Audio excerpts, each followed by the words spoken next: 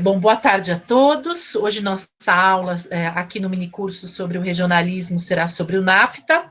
Convidamos a professora especialista Neuza Maria Bojiquian para tratar sobre esse tema de nosso interesse. A professora Neuza, ela tem um vasto currículo, ela é, entre tantas especializações, graduada em administração de empresas, mas nos últimos anos ela tem se dedicado aos estudos das relações internacionais, de negociações internacionais, e mais recentemente ela concluiu o pós-doutorado na Unicamp, na área justamente de economia política internacional, com ênfase na política comercial dos Estados Unidos. Ela também é bastante atuante dentro do INEU, que é o Instituto Nacional sobre Estados Unidos, então há muito tempo ela vem exercendo pesquisa, se dedicando aos estudos de Estados Unidos, de política econômica internacional, de negociações internacionais, e hoje ela vem dividir conosco a sua experiência sobre o NAFTA. A professora Neuza terá por volta de 45 minutos, uma hora, para realizar a sua exposição, e depois faremos como a semana passada, teremos aí um período para o debate. Neuza, mais uma vez, muito obrigada pela sua rica contribuição nessa tarde aqui no nosso minicurso. É com você.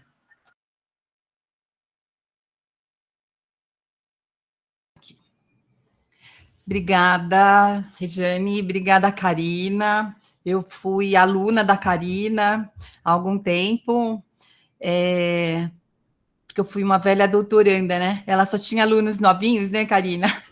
E eu tenho a idade da Karina, então, mais ou menos. Então, assim, eu estou muito feliz de estar aqui hoje, agradeço muito pelo convite e espero que eu consiga contribuir, porque, né, eu acho que você falou, meu currículo é super vasto e eu aprendo todos os dias, eu aprendo com os alunos, porque eu estudo um pouquinho, aí a gente, né, ainda bem que muda, né, as coisas mudam, o NAFTA não é mais NAFTA, e aí, assim, o que aconteceu? O regionalismo ainda é regionalismo, né, então, assim, pode ser chamado assim, e aí eu tô aqui, então hoje eu tive que rever algumas coisas para trazer essa aula para vocês, espero realmente que a gente possa ter uma tarde aqui bastante gostosa, produtiva, né.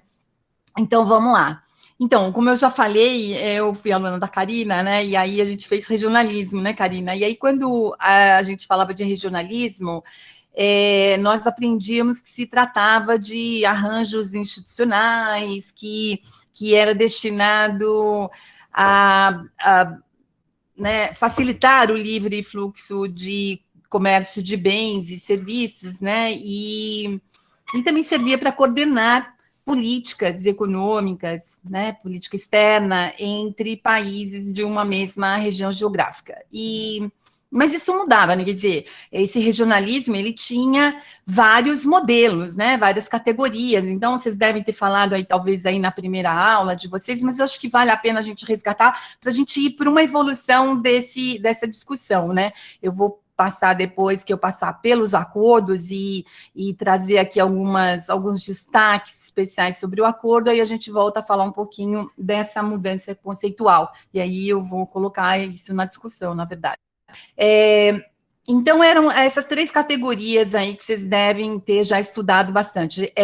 Desde a forma mais básica, né, que é a área de livre comércio, e aí o exemplo que a gente vai trazer hoje do NAFTA, né, e depois do que ficou no lugar dele, e o SMCA, que parece nome de banda, né, de música, que elimina ou reduz aí os direitos aduaneiros entre os seus membros, né? Depois tinha uma segunda categoria, que era a União Aduaneira, né, que cria aí um maior grau de integração, né, essa palavra, integração, é importante, por meio de uma, né, uma tarifa comum externa. Então, isso a gente pode trazer como exemplo o Mercosul, vocês depois vão estudar isso, né? E uma terceira categoria, que é o mercado comum, né, quer dizer, esse mercado comum que acrescenta a livre circulação de capital e trabalho, né, e mão de obra ali. E depois isso, né, isso foi um tempo, a União Europeia foi isso, né, a Comunidade Europeia, e aí depois a quarta categoria, que é né, tá no Olimpo aí, na parte mais alta da pirâmide, que é a União Econômica e Monetária, que aí requer o que aí, acho que o que chama aí atenção é o consenso, né, um consenso político entre os Estados-membros, né, para visando aí a integração econômica total. Eu não sei se dá para dizer total, né? Porque às vezes eu fico olhando eu não estudo esse acordo, mas enfim, eu fico me perguntando como que eles devem ter algumas exceções ali, algumas regras que devem ser acomodadas, ajustadas ali para cada estado, né? Parte, mas enfim, a ideia é essa, acho que o conceito é esse, né? Visando então essa integração maior da política econômica comum, uma moeda comum, e acho que isso é um ponto de destaque que muda, né, o status mesmo, é quando você tem essa moeda comum, o euro, por exemplo, né, no caso da União Europeia, e a eliminação de todas as barreiras tarifárias e não tarifárias. Bom, muito se falava nesses conceitos, então, e aí vinha aquela história, regionalismo aberto ou fechado, né? Eu comecei a ler, os primeiros textos, é fechado ou é aberto, né? E a gente aprendia que o fechado era o exemplo da União Europeia e o aberto era o exemplo da APEC, né? Por exemplo, aquela associação da Ásia-Pacífico, né? E a ASEAN, então, assim, eram esses exemplos, né? Então, assim, o que era esse fechado? Ele seria caracterizado, então, por um alto nível de integração institucional que essa institucionalidade, como que a gente identificava isso? Não, como que a gente poderia categorizar isso como um grau de institucionalidade alta, né? Eram exatamente as normas, os princípios, as regras e os procedimentos tomados, eles eram feitos, né, dentro de um estatuto, esse estatuto comum que deveria ser obedecido por todos. Então, tem a regra, por exemplo, de internet, né, na União Europeia, e ela é obedecida, né? Eles fazem isso, negociado isso ao longo de um determinado período.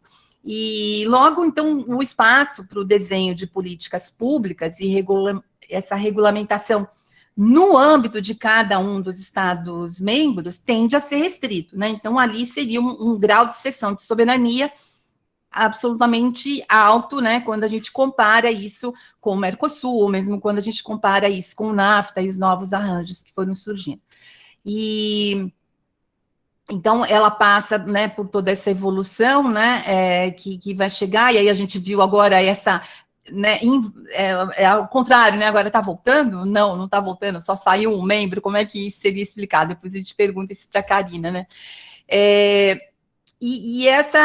Com toda essa integração, o que a gente vê, então, desses modelos? Eles vão criando, né, existe aquela ideia do transbordamento, né, então esse grau de institucionalidade iria aumentando, e criando, né, por exemplo, o Parlamento, o Conselho Europeu de Ciência, a Comissão Europeia. Eu estudei um pouco a Comissão Europeia, porque eu acompanhava os acordos, então ali muitas decisões passavam pela Comissão, e eu ficava acompanhando quem era, né, o diretor-geral ali da Comissão Europeia.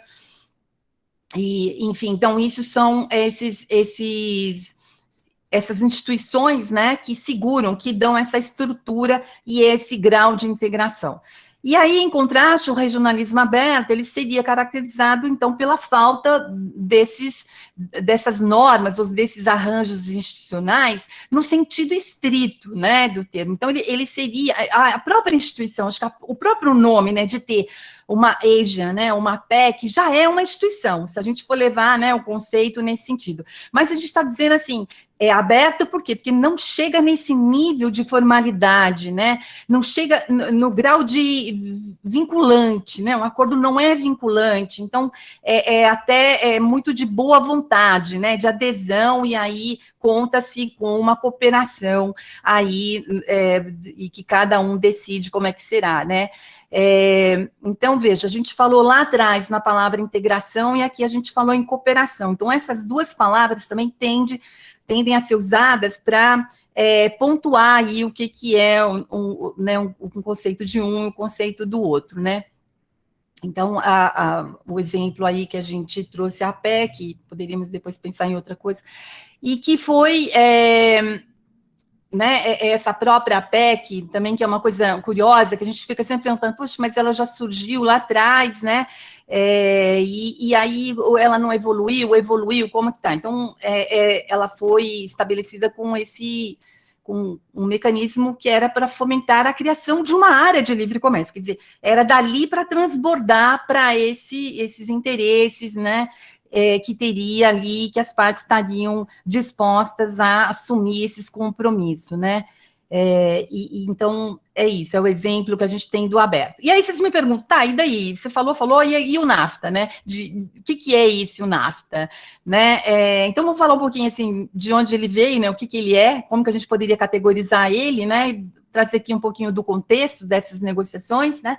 O escopo dele, o que ele abrange, e alguns aspectos mais centrais para depois a gente ir para onde ele foi hoje, né? Então, assim, todo mundo faz essa comparação, o NAFTA comparado com o bloco europeu, né? E aí a gente fala assim, qual a diferença? A diferença são inúmeras, né? A gente acabou de falar, esse grau de institucionalidade não existe no NAFTA, mas ele também não é uma ASEAN, também não é uma PEC, né? Ele tem, sim, compromissos vinculantes, né? Então, tem acordos ali, tem um órgão de solução de controvérsias, enfim, tem várias instituições dentro dessa grande instituição chamada NAFTA, né? Então, ele seria, vocês podem me dizer assim, tá, então eu posso classificar isso como alguma coisa intermediária entre o aberto e o fechado? Acho que dá, né, Karina, para a gente falar isso, né, Regiane? Vocês que são especialistas, então a gente poderia falar que tem autores que eu acho que aceitariam isso, né? A única coisa que eu sei é que não pode assinalar que ele é aberto ou que ele é fechado, né? Porque é algo que a gente teria que ficar brigando aqui para comprovar tudo isso, né? E aí, assim, então, ele tem uma coisa de integrativo, ele tem de cooperação, né? Então, assim, o quanto que é de mais de um, quanto que é mais de outro, né? Eu acho que o grau, o fato de ser vinculante, porque é um acordo que tem retaliação, que pode ser levado para ser discutido, né? Em órgãos de solução de controvérsia, acho que isso, para mim, é realmente algo que faz disso um integrado e que não dá esse espaço mesmo para implementar políticas públicas ali, independente né, de forma autônoma, independente de acordo dos demais, né, dos outros dois parceiros. Mas eu prefiro dizer que esse arranjo, ele era o modelo de regionalismo preferido dos Estados Unidos. Eu acho que foi isso, né? Os Estados Unidos consegue ali, quando ele negocia esse acordo no começo da década de 90, legitimar, né? Eu acho que passar para a sociedade, né, para o sistema internacional, então para os atores, né, do sistema internacional, os demais estados, que ele tem um modelo, de integração ou cooperação, né? E eu também digo que ele é um modelo norte-americano de regionalismo, porque ele foi constituído, de fato, para abordar um amplo conjunto de interesses, né, de problemas, de questões dos Estados Unidos. E, em segundo lugar, do Canadá. Então, e a gente pode falar como é que foi essa adesão, né, essa vinda, né, do Canadá para a negociação, não é um contrato de adesão, não é isso que eu quis dizer. Mas desde que ele nasceu, né, o arranjo nasceu, ele já trouxe uma variedade de normas e padrões muito específicos, né, que a gente não tinha base de comparação até então. A ASEAN e a PEC, como eu falei, não passava nem perto, né, desse grau de compromisso que foi colocado, né, que chamou as partes a contraírem, né. E para os Estados Unidos, eu acho que o ponto principal era que o acordo pudesse se tornar esse padrão referência, né, das regras de internacionalização. Então, a gente podia falar do século XX, né, porque agora tem o regionalismo do século XXI, então só estou colocando o século XX aqui para fazer essa comparação, né? Porque ele era super inovador, assustador, né? Para quem estava ali imaginando, estava em plenas negociações no âmbito multilateral. Então, isso tudo surge, esse modelo surge, E a pavorosa era de que aquilo seria replicado, né, ali na América, aqui nas Américas, né, toda, e para onde ele fosse passando, até lá na Ásia Pacífico, né, na região de domínio, que eles vão levando esse modelo econômico, né, mantém essa parceria aí lá há bastante tempo. Então, assim, com base na revisão bibliográfica aí, que as professoras devem ter dado aí para vocês, e no documento, assim, no levantamento documental que eu fiz para a minha tese, eu digo que o NAFTA, então, ele é um modelo padrão dos Estados Unidos, preferido dos Estados Unidos, que surgiu de onde? Né? Qual é o momento definidor disso? Ele surge do descontentamento dos negociadores norte-americanos com os rumos que as negociações no âmbito que era a rodada do Uruguai, né? Hoje é o OMC, era o GATT. Então, no âmbito do GATT, essas negociações, e principalmente as negociações relacionadas ao chamado novos temas, né? Que entra nessa categoria de novos temas, né, nessa classificação, serviços, então todo o comércio, né, todas as transações internacionais de serviços, entram as regras sobre propriedade intelectual, né, ou seja, de direitos sobre propriedade intelectual, e regras sobre investimentos. Esses 3 temas, basicamente, foram o motivo da discórdia, né? Ou ali de negociações mais tensas, de muita resistência, né? Dividindo ali os países. Então, o Brasil ficou de um lado, né? Liderando uma equipe de um lado, e Estados Unidos ficaram de outro lado. Então, eles eram oponentes nessas discussões, nesses interesses aí. Então, ele surge, né, desse descontentamento que os negociadores estavam sentindo no âmbito da OMC, no âmbito do GATT na época. Então, o momento, assim, o multilateralismo não está me respondendo ao que eu estou buscando aqui, né, e uma proposta que era deles, né, que foi se constituindo, o bilateralismo que virou multilateralismo, essa é a ideia que surge com o GATT, e aí depois ele faz um caminho, né, de saída. E aí, qual é o outro fator que foi esse casamento, né, perfeito? Então, descontentamento dos negociadores norte-americanos, e a percepção do governo mexicano de necessidade de um acordo comercial com os Estados Unidos. Então, assim, nasceu a vontade a fome com a vontade de comer, né, ali. E é claro que o que você vai imaginar assim, bom, então, e a relação, como é a relação de poder, né, nessa parte? A relação de poder é uma relação assimétrica, né, brutalmente assimétrica isso.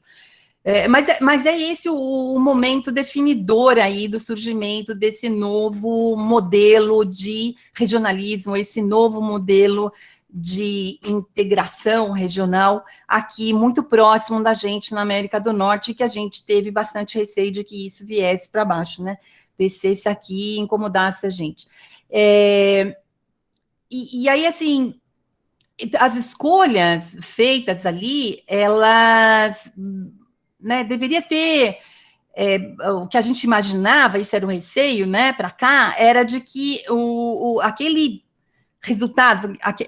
resultado da negociação, né, ou seja, o acordo que saísse dali, eles seriam replicados, né, em acordos subsequentes. Então, isso que fica claro. E aí o Brasil vai nesse outro movimento, construindo aqui o Mercosul, então aí tem iniciativa para as Américas, tudo isso surge né, esse é o contexto dessas negociações. E a presença do Canadá veio por uma circunstância, um movimento do Canadá, a princípio, que o Canadá já tinha um acordo bilateral com os Estados Unidos, então ele vem com medo de não ficar, aliás, o medo dele era de ficar de fora, então ele não queria ficar de fora, né? Ele temia ficar isolado desse arranjo, que era muito importante. E apesar de haver, né, alguns atores políticos ali norte-americanos que diziam que a presença do Canadá revelava, né, uma intenção das partes de tornar o acordo um caso de regionalismo aberto, né? Então era essa a intenção, pelo menos ali declarada, né? e que seria multilateralizado com o tempo, o acordo ele foi se estruturando de tal forma que não era isso, né? Não era que iria entrar se, a partir daquelas normas que estavam ali decididas, né, estabelecidas, amarradas num compromisso, então já criava ali precedente, desde que elas fossem aceitas, né? Aí sim poderia ser esse regionalismo aberto que chegaria no sistema multilateral de comércio, conforme o Larry Summers falava, né? Que era isso, que era um regionalismo aberto ali. Com essa ideia, né? E as ideias e as expectativas desses primeiros arquitetos, vamos chamar assim, né, da institucionalização, eu sempre engasgo com essa palavra, né, institucionalização do comércio de serviços, no âmbito desses acordos, né? Eu vou chamar de acordos preferenciais de comércio, isso é uma nomenclatura que eu uso muito na minha tese, mas é para diferenciar, né, do acordo multilateral. Então, só para a gente ter, porque senão a Karina vai falar, não, mas isso tem diferença, tá? Acordo preferencial é diferente de acordo de livre comércio, né, Regiane? Então, eu vou dizer assim, eu uso essa categoria, acordos preferenciais de comércio, para distinguir dos acordos multilaterais de comércio, né? E assim como as preferências dos atores privados e públicos do país, né, passaram pela prova das instituições domésticas, né.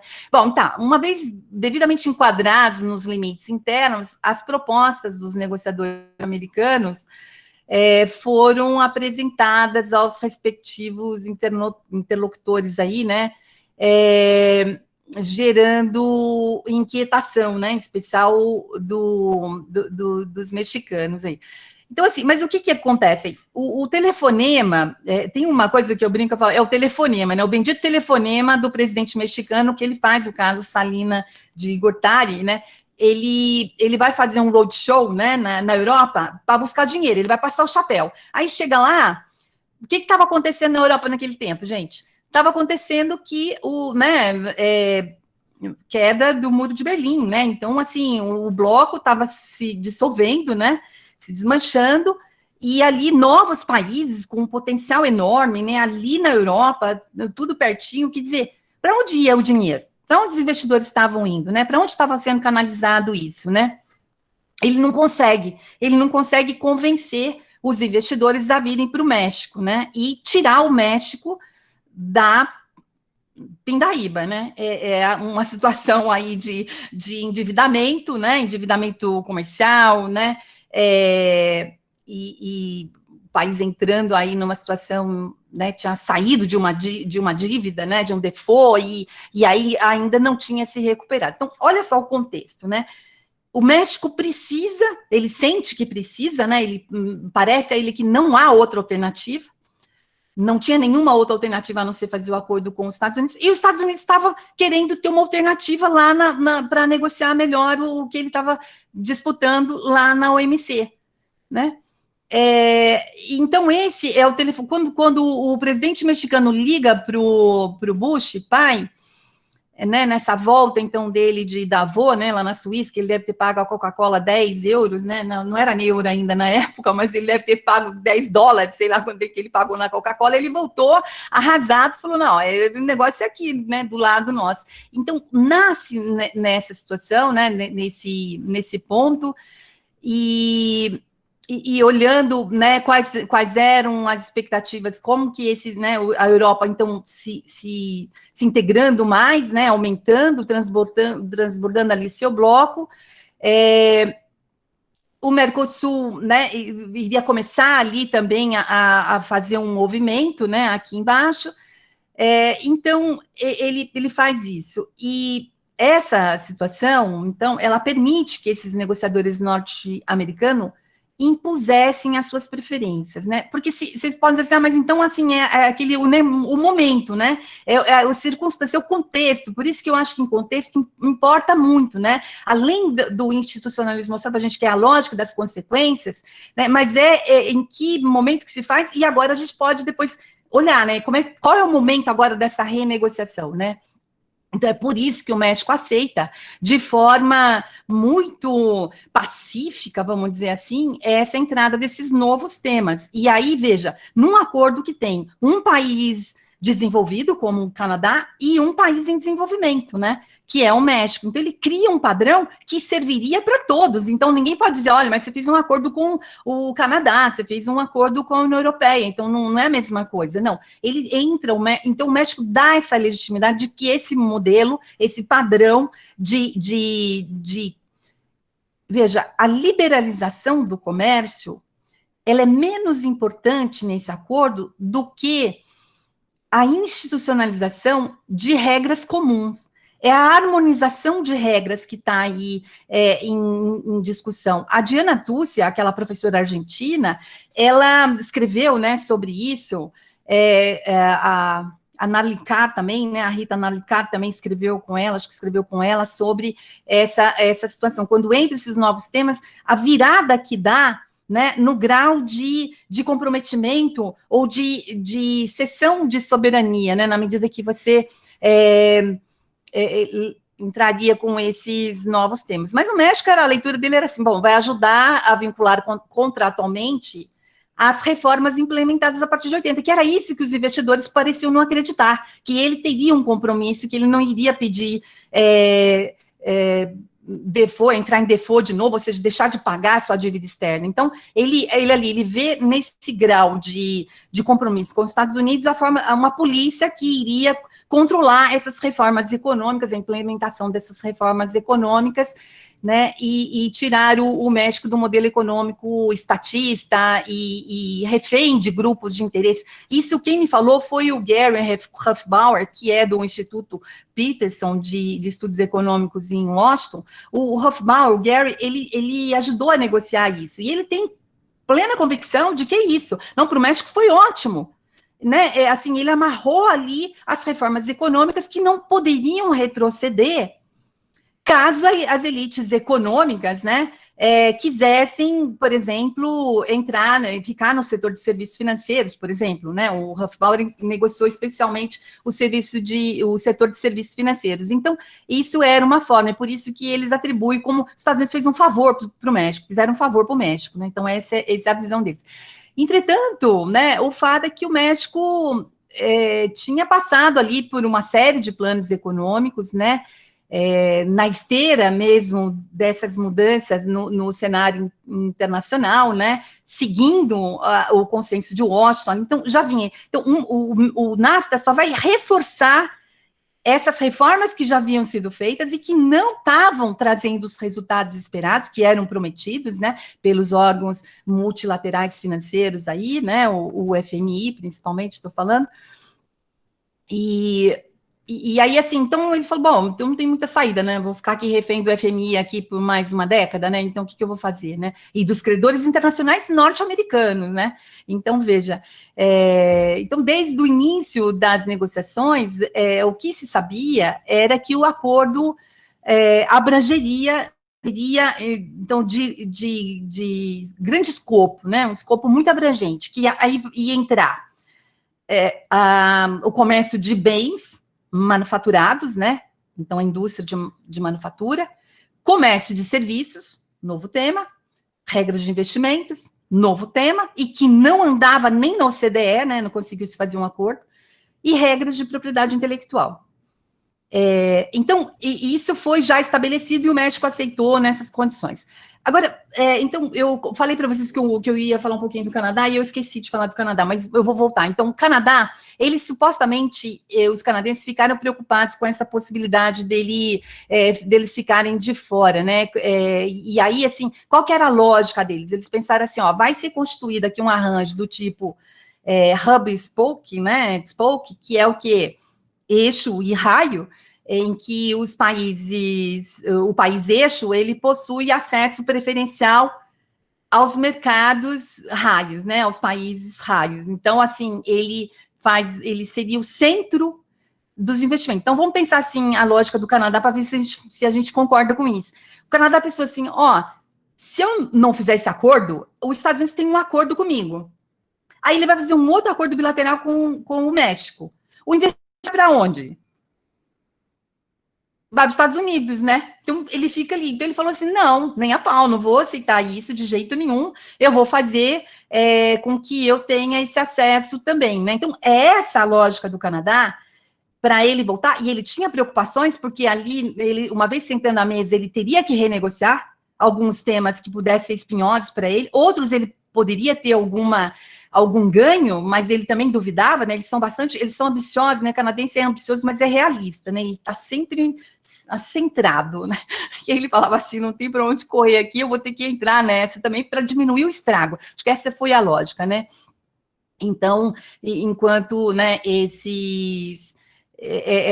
essa situação estava ali se configurando, ele entra primeiro como observador, mas depois ele já é tragado para dentro das negociações mesmo, principalmente porque os Estados Unidos enxergou nessa lógica. Eu vou fazer um padrão que tenha legitimidade, porque eu estou colocando um país desenvolvido em um país em desenvolvimento, para eu depois não ser criticado dizendo que eu impus goela abaixo dos membros.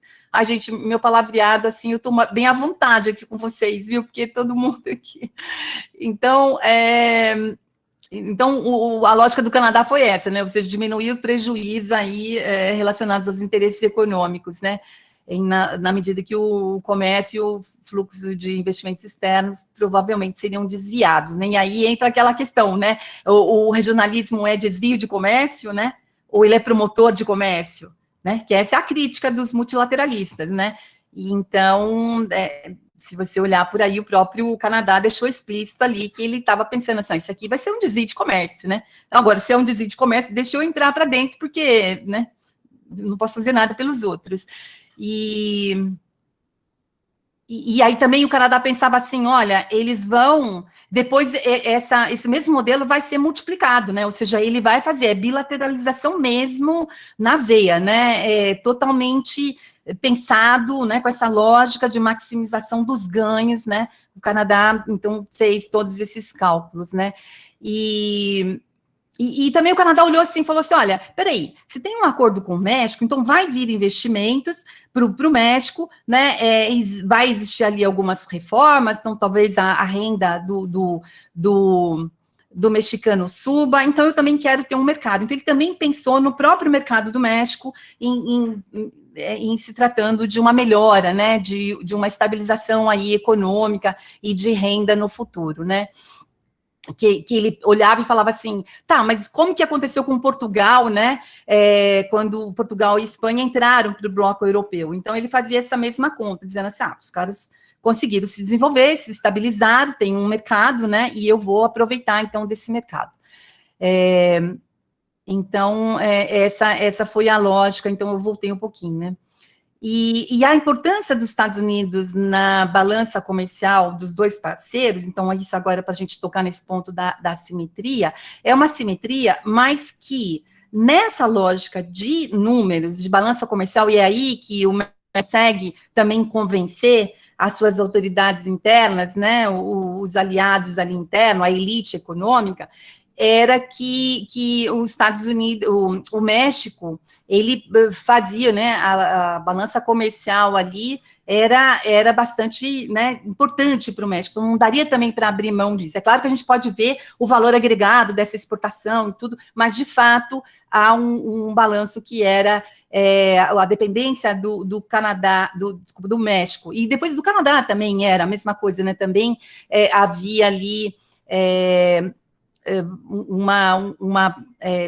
superávit, né, para os canadenses. Então, no caso do México, era acima de 65% as exportações mexicanas, né, tiveram como destino os Estados Unidos, enquanto nos Estados Unidos as exportações que iam para o México era apenas de 6%. Então, olha só, né, essa é uma diferença muito grande e que parece que é muito bom, né? Então, a gente pode depois discutir isso, como é que não. O Canadá também era algo assim em torno de 65% que o Canadá exportava, e para os Estados Unidos exportava, acho que 20%, mais ou menos 20% para o Canadá. Então, essa é a lógica. Mas a gente vai ver que a assimetria de poder, ela é bem mais que isso, não é balança comercial, né? E aí, o que acontece? Quando entra o México, então, nesse regionalismo, tem uma dificuldade grande dentro dos Estados Unidos, dentro do parlamento, né, dentro do Congresso, a Karina estuda bastante isso, né, que foi para passar esse tipo de acordo com um país desse nível de desenvolvimento econômico, de dependência, e que tem as exportações, né, canalizadas, toda a sua manufatura canalizada a esse mercado. Então, o que iria acontecer com os empregos, né? E aí é a hora que o regionalismo começa a ser... tornou-se uma questão pública, né? Então, se temas de política externa não eram públicas, né, era a guerra do Vietnã, né? Mas depois, temas econômicos, então, né, com a Guerra Fria, esse tempo todo, ninguém falava, né, disso. E, de repente, esse tema se torna muito, essa questão se torna uma questão pública mesmo, e começa a ser discutido em qualquer canto, né? E os sindicatos, né, dentro daquela associação dos sindicatos, né, a AFL-CIO, né, a AFL-CIO, ela se opunha, né, quer dizer, eles fizeram muito, eu falei com algumas pessoas, eu fiz entrevista com algumas pessoas, né, ali, que eram membros, né, dessa associação de sindicatos, e eles se opunham mesmo, ferrenhamente ao acordo, porque eles diziam que isso aqui é o começo do fim da indústria nos Estados Unidos. É o começo do fim dos empregos. Não é que eles estavam certos? Se a gente olhar hoje, claro que tem muito mais fatores, mas os caras vão, vai pavimentar a estrada para exportação de empregos para o México. Isso não tenha dúvidas. Aquela De Laura, sabe? A Rose De Laura, que é aquela congressista, eu falei com ela, né? E ela, assim, ela quase pula em cima da gente para contar isso, como é que foi, o que né, a luta que até hoje, né, o Bernie Sanders, né, naquele tempo fazia parte, né, desse congresso, né, e ele apontou que o México era um caso de urgência em direitos humanos. Então, assim, tudo que se podia pensar com relação ao México, então, essa ideia se a gente olhar para essa visão, né, liberal interméstica, né, que é como que essas decisões, como que essas negociações, elas saem na medida em que... Deixa eu ver aqui meu prazo, né? Eu já estou aqui atrasada, mas eu vou correr, peraí. Eu quero contar a historinha toda para vocês, para não ficar parecendo que, né, eu vim aqui, trouxe a minha tese. Neuza, fique tranquila, está muito interessante, e esses detalhes, né, da pesquisa, eles são muito ricos aqui para a sua exposição, então não se preocupe com o tempo. Não, é porque senão eu ia fazer um esqueminha. Eu já, né, você vê, depois que você passa 5 anos, depois 3 anos falando daquela tese, você já está há 8 anos com aquele negócio assim, ó, que você falando, não aguento mais falar sobre esse assunto. Mas eu gosto, você vê como que é? Eu não enjoei de falar disso. Eu falei, meus alunos devem achar uma chatice, mas vamos que vamos, né? Então, assim, o Bernie Sanders, que são essas pessoas que hoje a gente vê na política de novo, falando dos mesmos assuntos de emprego, né, de México, ele estava lá e ele apontava a questão das cláusulas sociais, né, das cláusulas trabalhistas em especial, direitos humanos, ele estava se referindo a empregos, né, empregos mal remunerados, com um número de horas excessivas e tal, para os trabalhadores, e, é claro, atrairia o investidor, né, o investidor não tem essa, né, ele vai que vai, né, a mão de obra não tem cheiro, né, nem cor e nem nada, se é barato, ele vai atrás. Bom, então, isso daí é um fator do contexto também. E também havia a forte oposição dos grupos ambientalistas. De novo, a gente vai ver essa questão, né? As cláusulas ambientais, então, de novo, elas já vinham de lá. Então, nada muda, eles não são inovadores, né? As questões já são antigas, já são velhas. Então, ali tinha algumas ONGs, né, alguns grupos, a Sierra Club, né, fez um tremendo de um lobby, né, um movimento, foram super articulados, né, ativistas ali bastante engajados.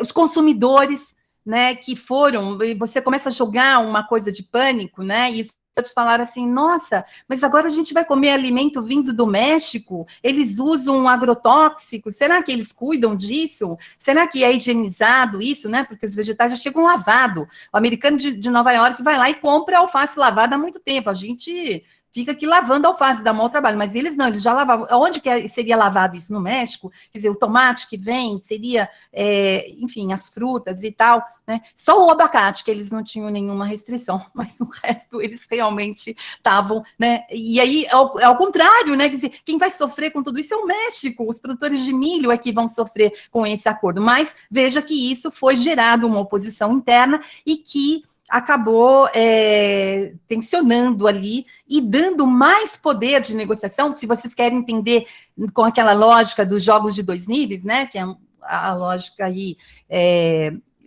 do pluralismo, né, do liberalismo, né, plural, nessa versão plural, o Putin fala. Tá, acho que a gente pode até pensar nisso também. Eu não gosto de só observar por essa lógica do Putin, dos jogos de dois níveis, que quando você tem uma divisão interna, né, quando você tem países que estão, atores internos que estão se movimentando, que estão se envolvendo com a política, e isso dá poder de barganha para eles, né? Porque aí, e isso fez, inclusive, com que o governo mexicano fizesse um lobby, ele pagou para fazer lobby lá a favor do NAFTA. Quer dizer, você pega o presidente mexicano indo para lá, em cidades onde morava ali uma população, né, que tinha esse receio maior, né, de perder, né, esses setores da indústria que poderiam ser prejudicados eventualmente, ele vai lá e faz realmente uma verdadeira campanha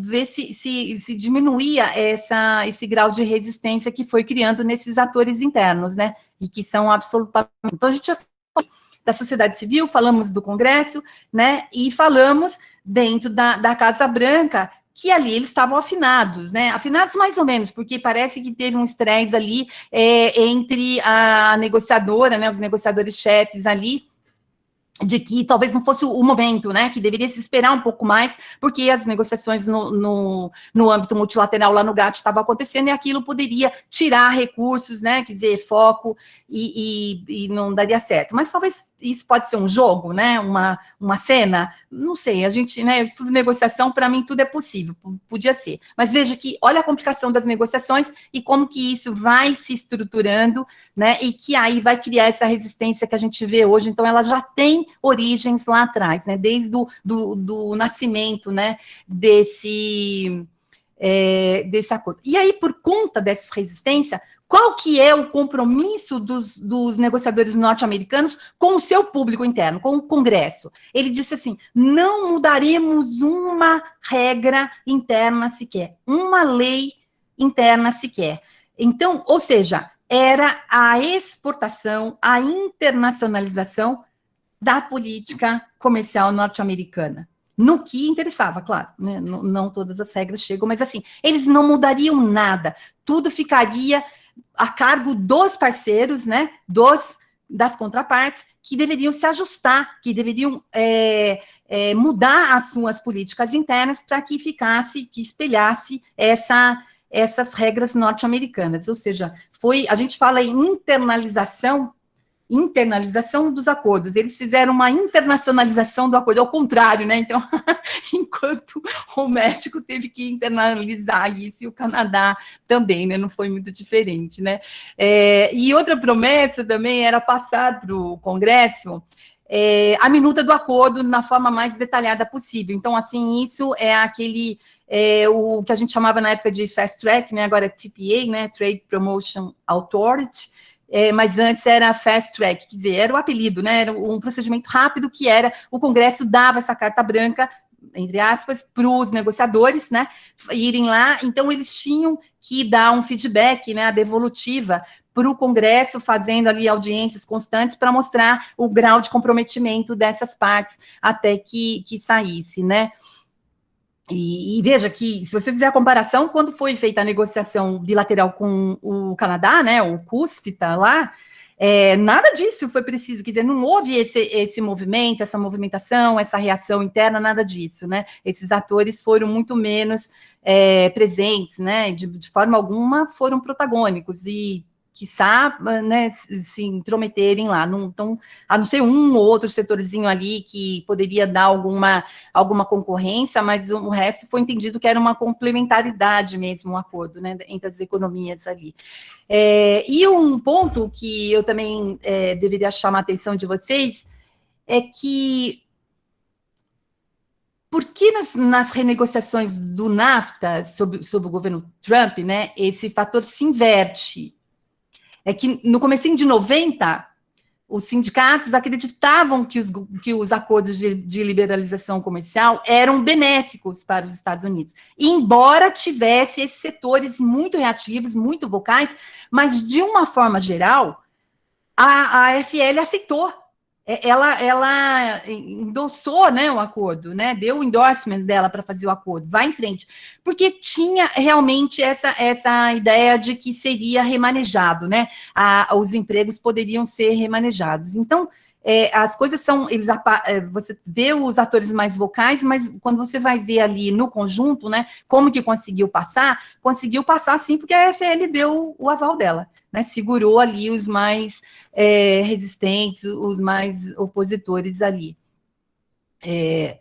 E a preocupação era que se o Congresso não desse né, esse documento, essa carta branca, essa aprovação antecipada, para que a negociação se efetivasse, né, supostamente indicaria ao mundo que o país estaria abandonando a liderança, né, no comércio. Quer dizer, essa liderança econômica que a gente vê, que foi modelada por eles, então, assim, supostamente ali no Congresso era essa ideia de que se eles não dessem essa aprovação antecipada, né, esse fast track, poderia realmente passar essa mensagem errada. E agora a gente vê uma outra situação, né? Quer dizer, não é essa preocupação que o Congresso tem, a gente está vendo que o Congresso faz muita resistência, está colocando ali vários temas, né?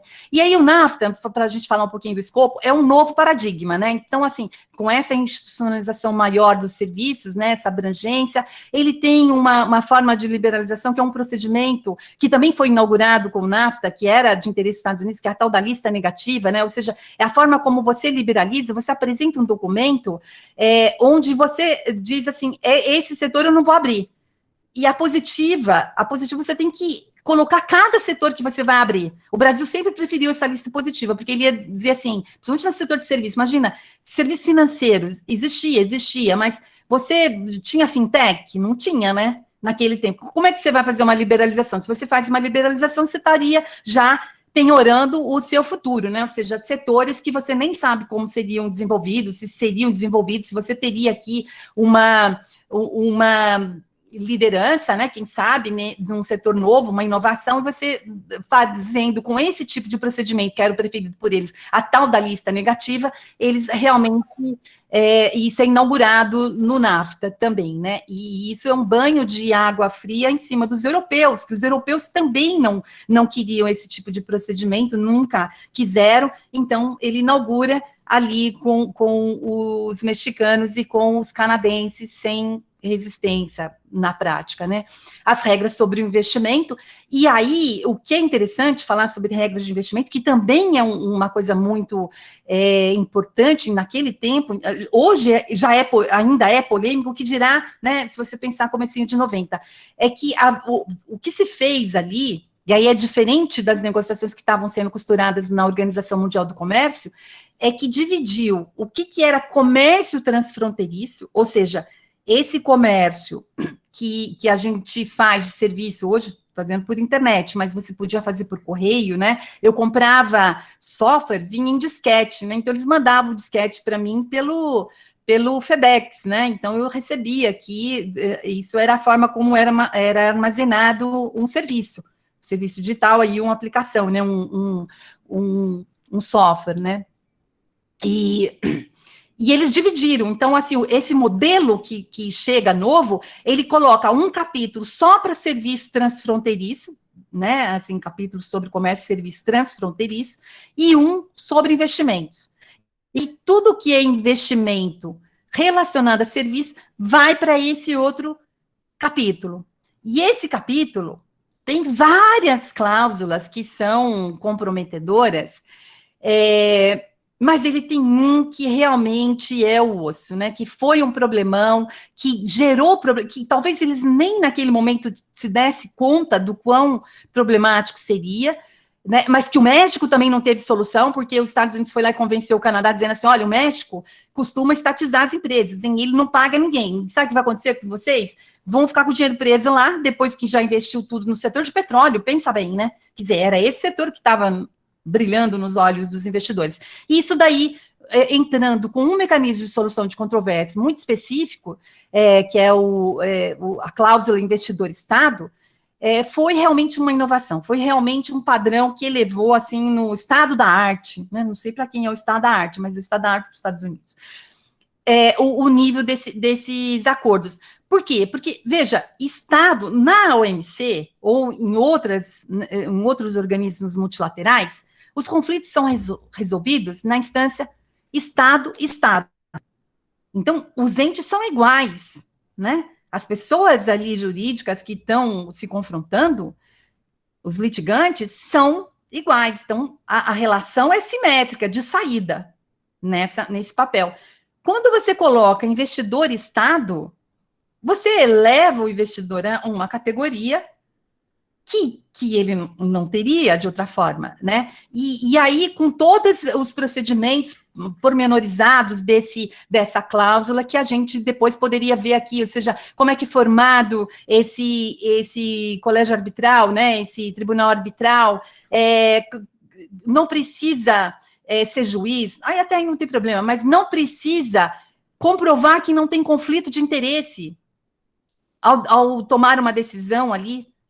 Né? Quer dizer, isso tudo faz parte desse conjunto de regras que está dentro da chamada cláusula de solução de controvérsias que foi inaugurada com o NAFTA. Então, assim, isso é um divisor de águas, né? Vamos dizer assim, nesses acordos, né, regionais, né? Nesse acordo de livre comércio que foi estruturado aí com o NAFTA. Que mais, né? Eu acho que, assim, de um modo geral, eu não vou estender mais, porque senão a gente não vai chegar nas mudanças, né? Então, assim, o NAFTA mudou, então, depois desses anos, vou dar esse pulo aqui, senão a gente ficaria muito no detalhe, mas eu acho que também vai ficar muito chato a aula. O NAFTA mudou? Por quê? E em que medida, né? Então, acho que esse é o segundo ponto aqui que a gente vai trazer. Então, assim, primeira coisa, sim, mudou, né? Porque eu acho que aí a gente vem para uma coisa talvez mais teórica, e aí depois eu vou ver se a gente consegue, né, conversar mais sobre o regionalismo atual, né? E qual é o contexto? Então, você tinha aquele contexto lá. Os Estados Unidos na liderança econômica, né, com todas as crises dele existenciais que ele já tinha passado, mas naquele momento ele estava realmente numa posição mais favorável. Se tinha problemas, o problema ele poderia contornar melhor do que qualquer outro, né?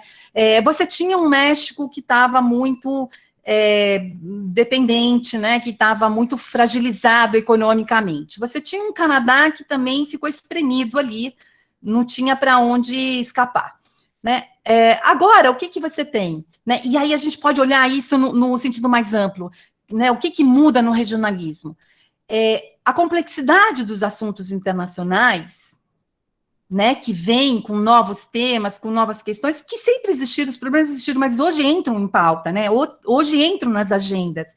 Eu acho que talvez tenha um espaço aí, não sei até que ponto, né, a gente consegue levar adiante, mas o fato é que tem. Então, as crises, né, então a gente passa por uma crise, né, então 2007, 2008, 2009, né, é um período muito difícil, a grande recessão, não se sabia como sairia dessa crise, né, até que a gente vai chegar nessa outra aqui, mas veja, então tudo isso coloca a complexidade dos assuntos internacionais. Então, o que vai entrar nessa pauta? Mas não entrou antes, por que entraria agora, né? Um compromisso sobre manter ali a política monetária do país, né? De novo entram essas reformas, né? Essa coisa com a asepsia, eu chamo de asepsia, né? Com relação manutenção da ordem fiscal, né? Ou seja, você ter ali orçamentos muito presos, muito rígidos com relação ao que pode ser gasto, o que o Estado pode gastar, o que não pode. Então, isso tudo entra. Então, tem essa complexidade, mas tem uma complexidade que é a mudança de poder global, né? Então, acho que é isso que é o que a gente deve destacar aqui nesse contexto novo, né? Que seria o declínio, né, do peso político e econômico desses países ocidentais, né, que era o centro, de fato. Aí vem uma crise de 2007, 2008, derruba esse centro, mas já tinha havido uma crise lá na Ásia, em 97, quer dizer, e aí ali se viu que esses países centrais não puderam resolver os problemas, né, fizeram com que os países ali locais saíssem atrás de ferramentas próprias, de formas ali de solucionar o problema por conta própria, né, eu digo que assim, são os modelos caseirinhos, né, eles foram para os modelos caseirinhos e deram certo, muito certo, aliás. Então, tem essa mudança, né? E você tem uma ascensão aí do efeito China, né? Que aí, com tudo que a gente já tinha, Japão, Coreia mandando muito bem, assim, com uma economia robusta, mas você tem agora uma China. E é uma China que não quintal, nunca foi quintal dos Estados Unidos, nunca foi, né? Nunca se submeteu. Estava ali, deixada ali para caminhar ela sozinha e tal. Então, assim, é uma outra relação, é um outro grau de relação e de nada de subserviência, né? É um modelo que ela tem ali, a forma de atuar, mas de maneira alguma a gente pode classificar isso, em nenhum momento ela foi subserviente, aceitou, pagou um preço, mas tudo calculadamente, né? Onde ela iria recobrar isso. Então você tem isso, então a decadência, né, ou um declínio, né, nesse peso político e econômico do Ocidente, ao mesmo tempo que você tem esses outros polos crescentes, né, aí a gente tinha o Brasil, que estava num momento bom, né, então você tinha aí a Rússia, né, com a sua política ali também, com questões, o petróleo estava em alta, quer dizer, você tem ali todo uma mudança, né, que vai ser sentida agora, que vai ser sentida nesse, né, momento que o Trump chega ao poder. E aí, assim, então, com essa ascensão desses novos atores, né, com maior poder político e econômico, você vai vendo, então, o surgimento desses novos arranjos, né, com uma variedade enorme, né, de normas e padrões específicos, né, então, assim, depende muito da parte do mundo onde você está. Então, eu brinco, assim, que tem o regionalismo europeu, né, o regionalismo norte-americano e o regionalismo chinês, né? E aí você tem o Indo-Pacífico ali, que também é Estados Unidos, né? Vamos combinar que também a ascensão dos Estados Unidos ali, tem a Austrália naquele jogo com Índia, né? E Índia, hoje, no governo indiano de hoje, sujeita a fazer bastante concessão para os Estados Unidos, né? Então, o regionalismo de hoje, que era aquela coisa que vinha do aberto-fechado, hoje, ele é um regionalismo customizado. Sabe quando a gente compra software de uma empresa, que aí vem um modelo, aí você fala, aqui no Brasil tem que customizar. Por quê? Não, porque aqui o sistema financeiro é diferente, né, de impostos, toda aquela estrutura de impostos, tal, tudo isso muda muito. Então, é uma customização e isso é um trabalhão para quem não quer fazer a customização. Então, os europeus, a SAP, a empresa alemã que vende, ela não quer saber de fazer a customização. Agora ela já aprendeu o que ela tem que fazer, porque ela foi perdendo no mercado. Mas ela, no começo, eu trabalhei em 2 empresas que eu passei por essa implementação, eu falei, nunca mais eu entro numa empresa que vai comprar o SAP. Ou já tem, ou então eu não entro. Eu vou perguntar, já fez ISO 9000, a certificação? A segunda pergunta, tem SAP? Porque senão eu não iria mais trabalhar, porque o que eu sofri nisso, por quê? Porque era um modelo que vinha, né, top-down, e o não, então se a gente vê agora, o regionalismo, ele é customizado, ele vai de acordo com o que você quer, então você compra por prateleira, né, vai lá e escolhe o que você quer, né, e nesses 3 modelos que a gente vai vendo. Agora, eles estão em paz? Né, esses 3 modelos estão em paz? Eles convivem harmonicamente, né, então, assim, para resumir, o regionalismo de hoje que eu vejo definitivamente não é uma ferramenta para promover a liberalização do mercado, né, ou para prevenir os conflitos interestatais, que era aquela ideia europeia, né, ele de fato evoluiu para um conjunto com mudanças condições econômicas e políticas, né, domésticas, inclusive, né, então, se você tem isso no âmbito internacional, você tem o contexto imediato, que é o contexto imediato que eu chamo o interno, né, você tem uma mudança muito grande, você tem hoje nos Estados Unidos uma classe média que não tem o poder aquisitivo que tinha, né, quer dizer, o grande sonho da classe média, aquilo é um ativo, né, classe média foi sempre apresentada como um grande ativo dos Estados Unidos, a classe média norte-americana está desesperada, tem aquele filme, o Agosto Mais Quente, não sei se vocês assistiram, depois eu até posso passar essa indicação, mostra essa inquietação mesmo das pessoas que vivem ali, que perderam seus empregos, que foram empurrados para as periferias. Periferia lá é subúrbio que chama, viu, gente? É coisa de rico também, então divide rico e pobre, agora está um problema, né, com as eleições.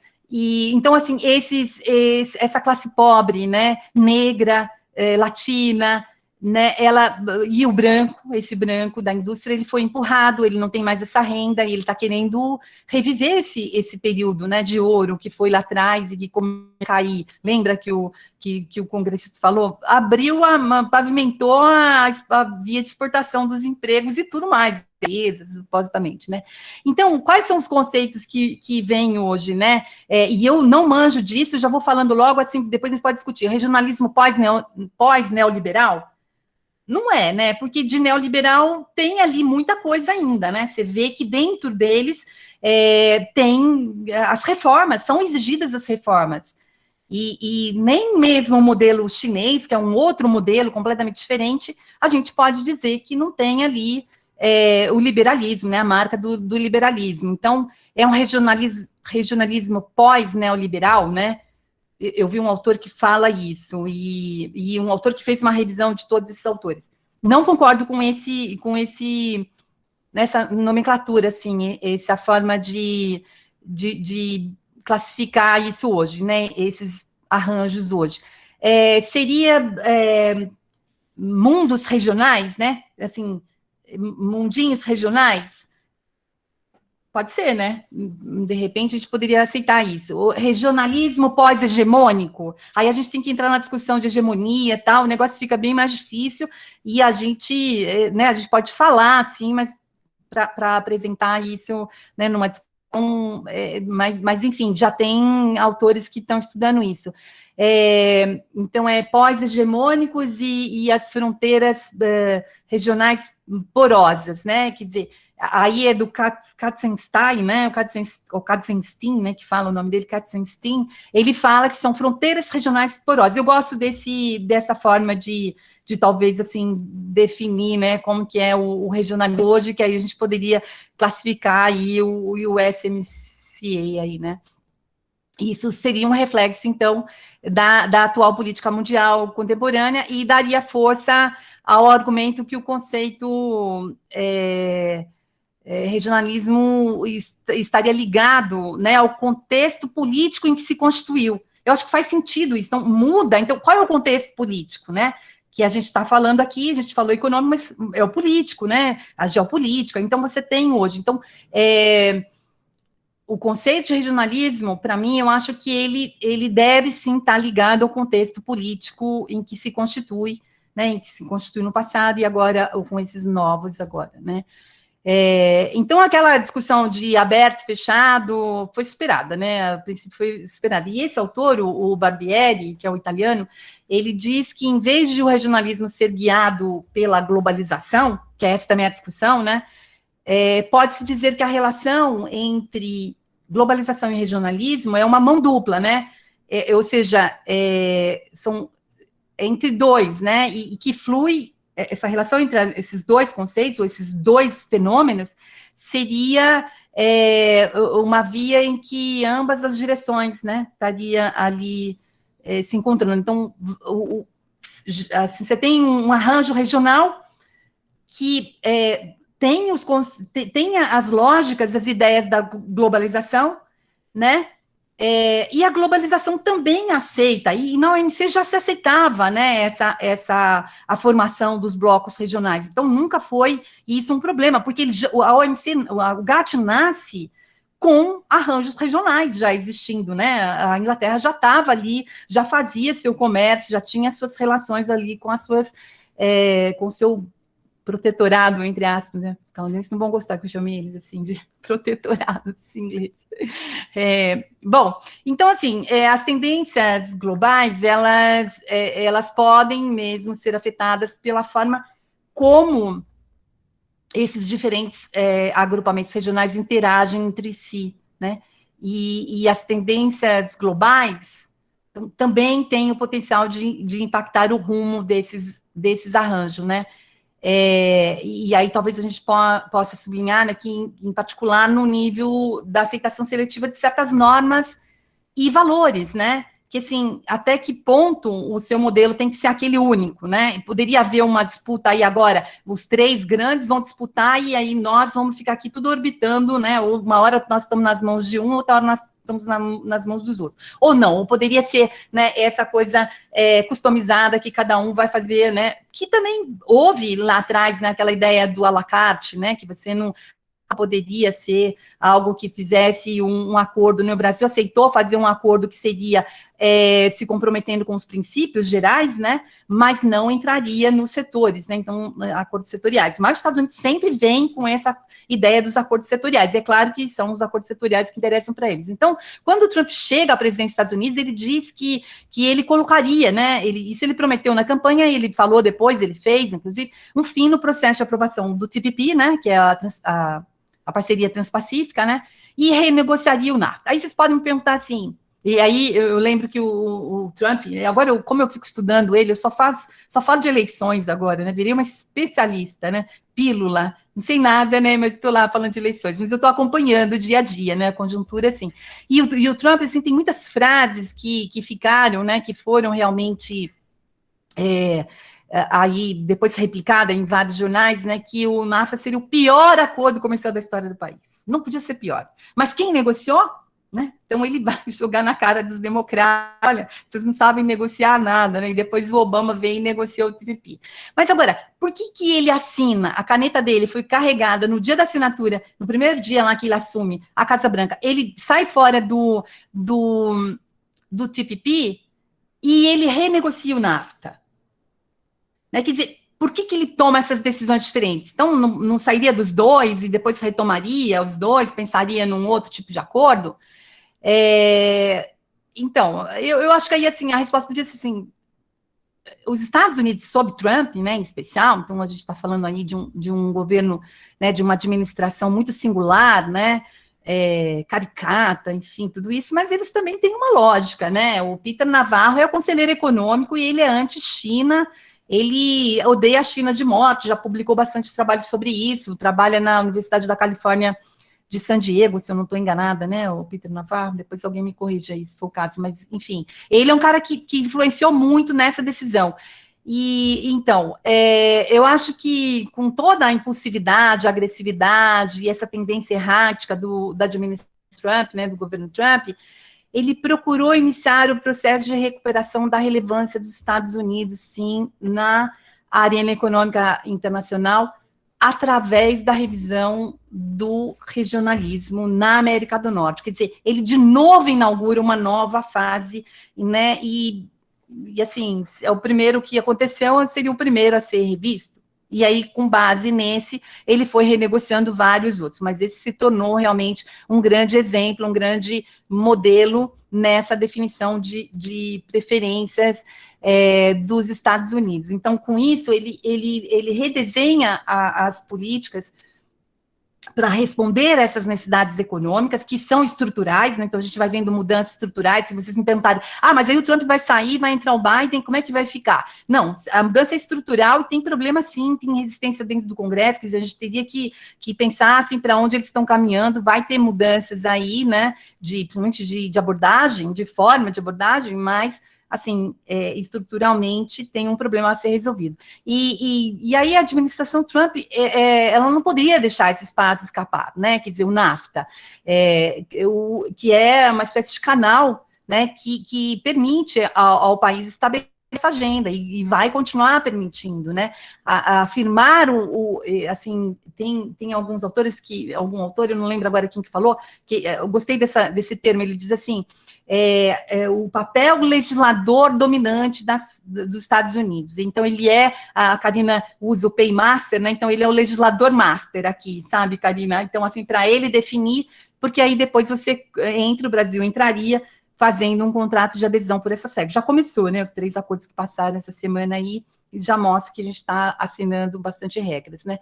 Então, seria o papel de legislador dominante das regras dessa globalização do século XXI. Então, a gente falou lá do século XX, então agora vem o modelo para o século XXI. E sem contestação, né? Que, de novo, né, efetiva. Tem contestação, mas efetivamente não tem, na prática, não resulta em nada.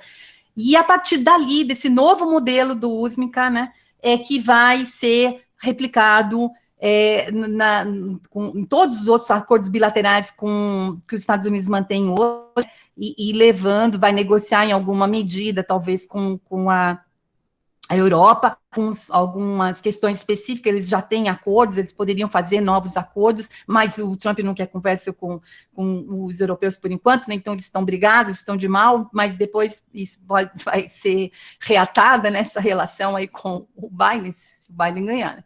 Então, vocês podem me perguntar,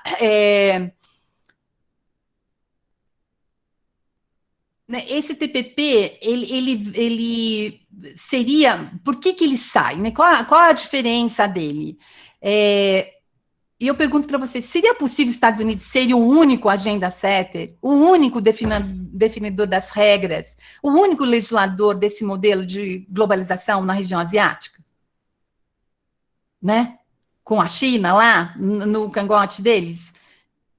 É isso, eu acho que foi esse cálculo que pode ter sido feito realmente. É claro que, né, a gente precisa da documentação, e o pior é que na administração Trump não tem muita documentação, então isso eu acho que os historiadores ou os pesquisadores de GRI também vão sofrer no futuro, porque muita coisa é pegar as contas do Twitter, mas aí, né, porque os acordos, eles são, assim, muito genéricos, né, tem uns compromissos ou planos de ação que são bastante genéricos ou muito, os termos são, sabe, clichêzão, então não dá muito para a gente tirar detalhe dali.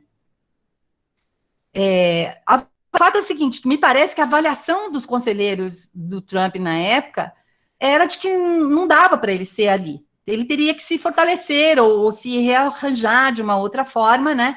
E aí ele tomou essa decisão de imediato, né? E na sequência, né, ele foi realinhando aí com os parceiros antigos. Então, a administração Trump, ela mostra-se disposta a trazer de volta o poder político, né, e econômico em nível nacional, e de forma barulhenta, que os democratas vão fazer também, mas não dessa forma barulhenta, carregando nessa tinta aí, dessa caneta dele bacana, sabe, questionando a legitimidade das instituições internacionais. Mas, vejam, ele questiona os valores das instituições multilaterais, mas ele não questiona, de verdade, os processos regionais, porque se ele faz de novo o NAFTA, né, com um novo nome, ele não mudou. Então, assim, o fenômeno existe, né, o modelo, o arranjo ainda existe, né, então ele também não questiona, enfim, então o que a gente está vendo é que tem sim essa mudança de abordagem, tem essa mudança aí de ordem prática algumas vezes, mas veja que assim o regionalismo resiste, né?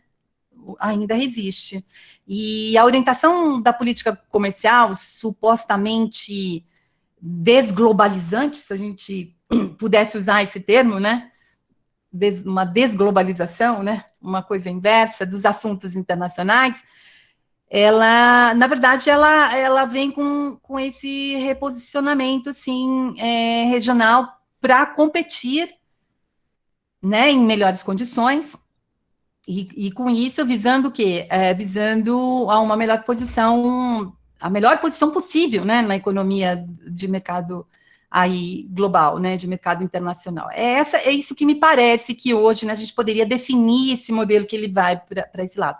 E aí, olhando novamente para a Ásia, a estratégia Indo-Pacífico, que a gente falou lá, eu conversei com os indianos lá em Washington, é apoiada pela administração Trump, sim, claramente, né, tem um engajamento do Japão, tem aí um envolvimento do Japão, a Índia, né, então já falei, o Japão e a Austrália.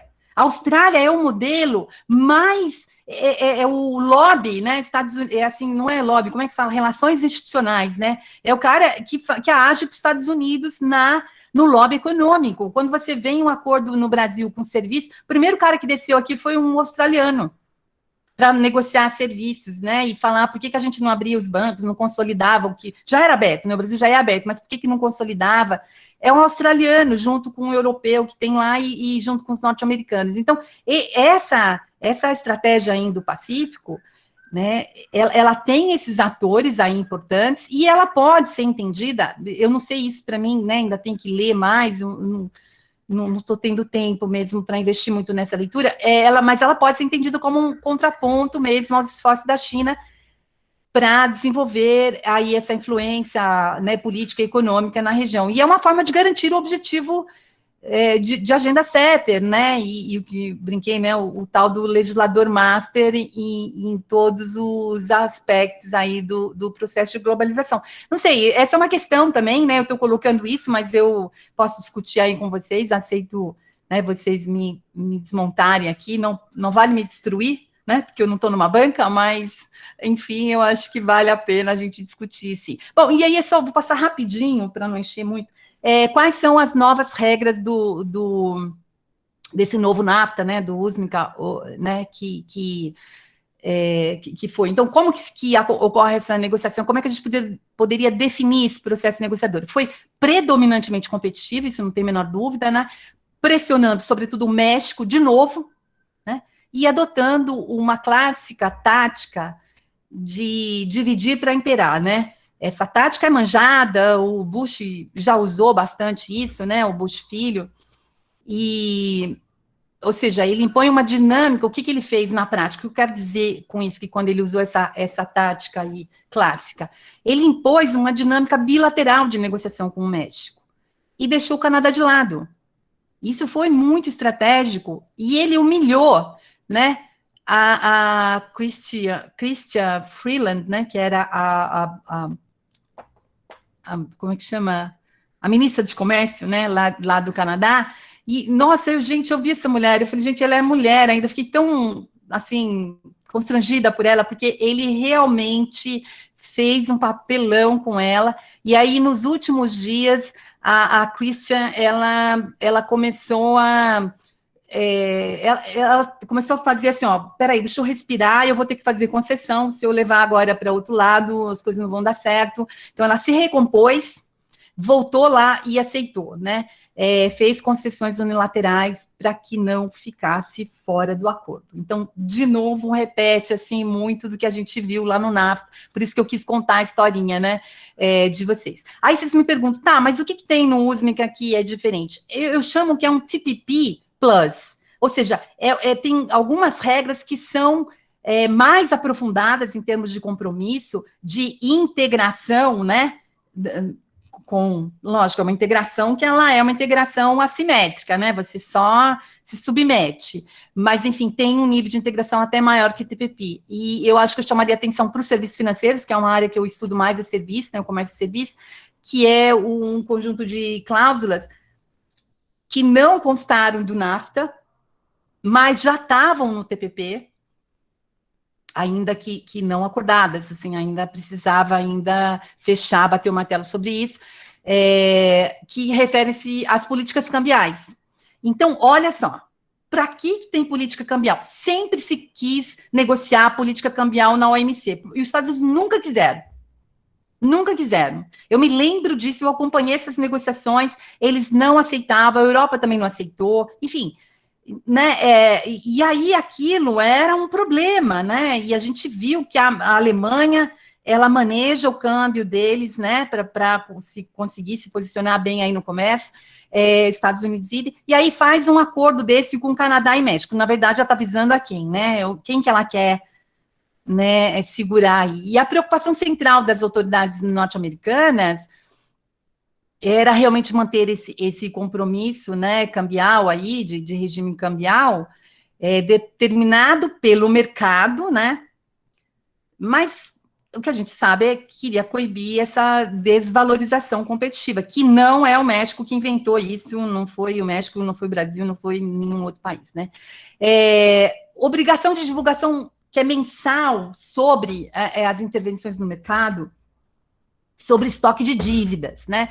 Ou seja, tem um comitê que foi mantido, né, que foi montado para isso, que é para supervisionar isso, que é para perceber assim, ó, vamos ver antes que eles não vão ajudar o México, eles não vão fazer empréstimos ponte para socorrer o México em caso de problemas. Eles querem, na verdade, saber qual, né, diminuir as suas perdas, né, próprias. Então, me parece muito, mas isso é uma intromissão muito grande, né, na política pública do México, né, e isso foi aceito, né. O sistema de solução de controvérsias sobre questões financeiras ainda existe, né, esse sistema continua, tem uma diferença lá com relação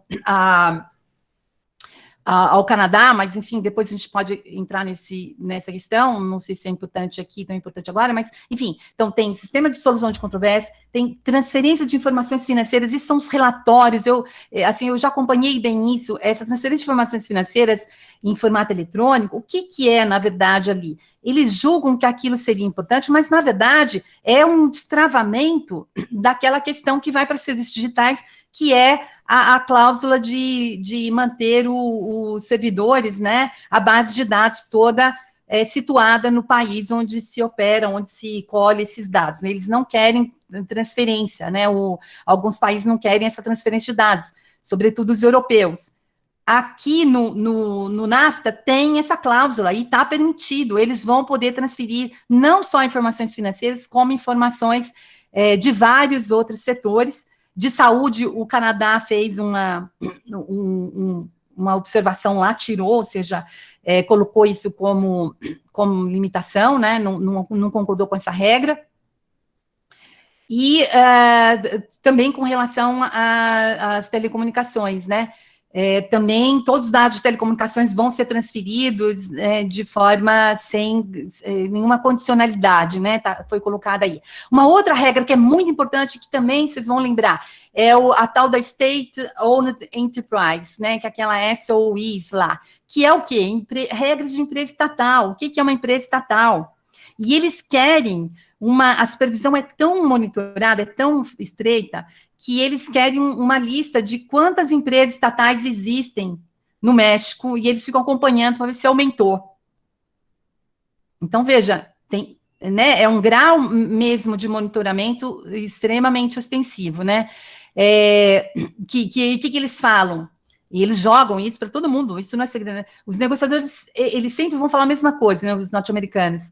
As empresas estatais não operam sob os critérios de mercado, critérios de transparência, na verdade. De mercado, sim, né, porque a gente vê aí as empresas chinesas, mas é a questão de transparência, que é o governo chinês que não dá dado. É isso que eles estão querendo dizer. Mas não é só o governo chinês, não, né? A Coreia também tem uns casos, o Japão também pode ter.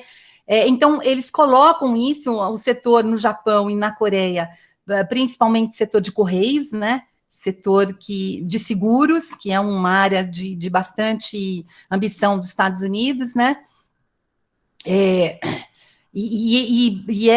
Essas empresas estatais, assim, precisariam ter um órgão de supervisão, né? Um regulador, uma agência reguladora independente do governo, né? Então, isso, e a liberalização transfronteiriça, que, de novo, né, lá no GATS, né, o GATS é o nome do acordo de serviço da OMC hoje, não é GATT, nem eu estou errando, né, é GATS mesmo, né, que é serviço no final.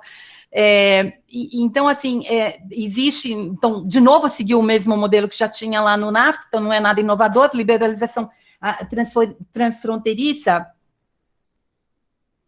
Pensei que fosse um bilhetinho para mim. Serviço de informação bancária, né? Serviço de consultoria no setor bancário foi liberado, né? O segmento de seguros, já tinha falado, foi liberado, mas isso já estava previsto. Eu acompanhei. Olha, gente, eu vou dizer uma coisa para vocês. Eu peguei a lista de demanda do setor financeiro lá no Instituto Peterson. Depois entrou no acordo, era exatamente a lista. Era exatamente, não mudou nada. Acho que eles pegaram cópia, não tiveram nem trabalho de digitar, né, o que seria. Se você pegar o acordo, realmente foi endossado pelos agentes econômicos, né? Estou falando sobretudo de seguros, mas essa questão de consultoria financeira também foi feito, né? Bom, e aí tem todas aquelas áreas de serviço relacionado a seguro, né? Atuariais, serviço de corretagem, também tudo entrou nisso. Telecomunicações, que eu acho que é super importante, a gente está acabando, peraí.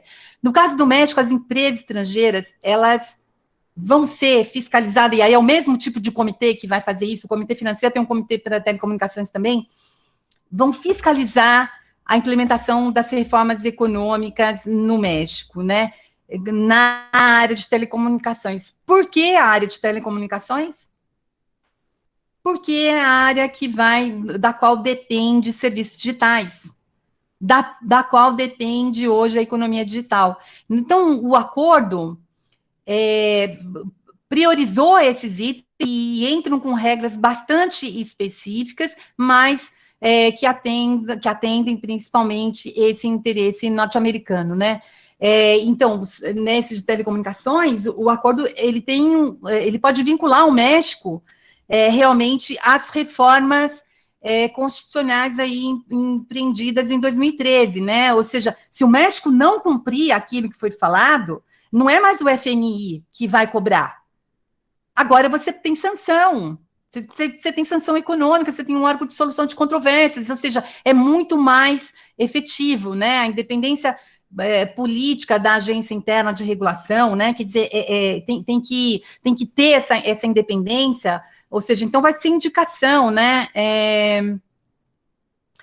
Enfim, então tem alguns outros princípios ali, mas eu acho que assim a gente não conseguiria passar tudo. Serviços digitais também, né? Entra aqui. Eu queria falar de serviços digitais, só uma observação muito rápida, porque serviços digitais, ele hoje com serviços de audiovisuais, né? Serviços audiovisuais, ele está muito perto dos serviços digitais. Então, né, programa de computador, texto, vídeo, imagem, gravação, tudo isso que a gente está fazendo aqui agora, né, esses aplicativos aqui todos e tal, eles né, acabam entrando nesse setor e eles estavam no serviço audiovisual, que o Canadá era contra. E agora o Canadá está se vendo de mãos amarradas, porque o Canadá falava assim, eu não abro esse setor. Ah, não, vocês vão ter que abrir. Ah, senão a gente não vai abrir transporte marítimo. Aí o canadense falou assim, transporte marítimo, então tá, né, vocês têm uma participação aqui no nosso país de, sei lá, 80%, 90% do mercado, a gente só tem 10%, aí tudo bem, a gente topa mesmo, para nós não vai fazer diferença nenhuma. Agora, veja, nós vamos entrar aí, né, quer dizer, é o contrário, né, lá nos Estados Unidos não se entra, né, porque serviços de transporte marítimo é muito fechado, eles classificam como setor de segurança nacional, então, enfim, para guerra, então não conseguiria manter aquela indústria naval deles que tem e que é deficitária, sempre foi, e que eles acabam mantendo, né. Então, entro nesse serviço, mas principalmente com essas cláusulas aí que eu dei os exemplos, né, com definições, a parte conceitual também é muito importante, porque isso, né, acaba chegando num grau que, assim, a negociação acaba sendo muitas vezes por definição, então, na medida que você chega primeiro com uma definição, você vai ganhando também, assim, lugar, né, você vai demarcando aí o território.